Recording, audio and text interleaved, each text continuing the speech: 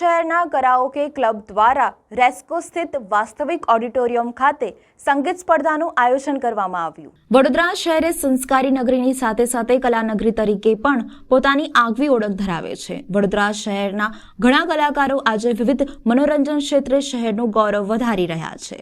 ત્યારે શહેરના કલાકારોને તેમાંય ખાસ કરીને સંગીત કલા સાથે સંકળાયેલી પ્રતિભાઓને એક યોગ્ય પ્લેટફોર્મ મળી રહે તે માટે છેલ્લા 4 વર્ષથી વડોદરા કરાઓકે ક્લબ કાર્ય કરી રહ્યું છે।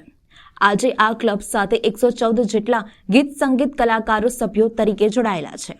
તેઓની કલાને પ્રોત્સાહિત કરવા તથા કલાકારોને આગળ લાવવા માટે વડોદરા કરાઓકે ક્લબ દ્વારા જોઈન્ટ વેન્ચર વિથ ગુજરાત સાથે ટાઈઅપ કરીને સંગીત પ્રેમીઓ માટે વિશેષ કાર્યક્રમનું આયોજન કરાયું હતું, જેનો આજે મહાનુભાવોની વિશેષ ઉપસ્થિતિમાં શહેરના રેસ્કો સ્થિત વાસ્તવિક ઓડિટોરિયમ ખાતે શુભારંભ કરવામાં આવ્યો હતો।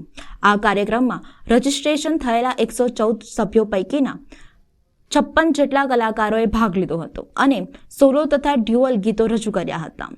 આ સમગ્ર કાર્યક્રમમાં વડોદરા કરાઓકે ક્લબના પ્રેસિડેન્ટ હેમંત ભોસલે તથા વાઇસ પ્રેસિડેન્ટ સમીરભાઈ રાણા દ્વારા વિસ્તૃત માહિતી આપવામાં આવી હતી। આ પ્રસંગે જાણીતા એડવોકેટ અને ગાયક એવા પ્રદીપ શર્મા, નેહા શર્મા સહિતના કલાકારો ઉપસ્થિત રહ્યા હતા।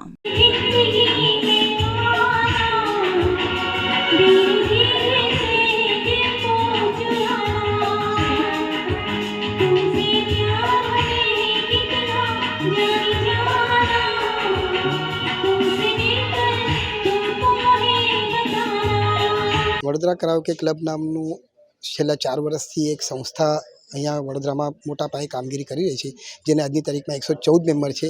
એ વડોદરા કરાઓકે ક્લબનું આર્ટ્સ ક્લબ ગુજરાત ગવર્મેન્ટનું જે આર્ટ્સ ક્લબ નામનું રજિસ્ટર સંસ્થા છે એની જોડે અમે ટાઈપ કર્યું છે joint venture with the arts ક્લબમાં, અને એના થકી આજે એક મોટો વર્ષના એન્ડ તરીકે એક મોટું આયોજન કરી રહ્યા છે, જેમાં 56 પાર્ટિસિપેન્ટ ભાગ રહી રહ્યા છે। ટોટલ 114 મેમ્બરમાંથી એમના મહાનુભાવો અલગ અલગ જાતના અમારા પેટ્રોન અને એમની હાજરીમાં આજે એક મોટું આયોજન કર્યું છે વાસવિક હોલ રેસ્કો સર્કલ ખાતે।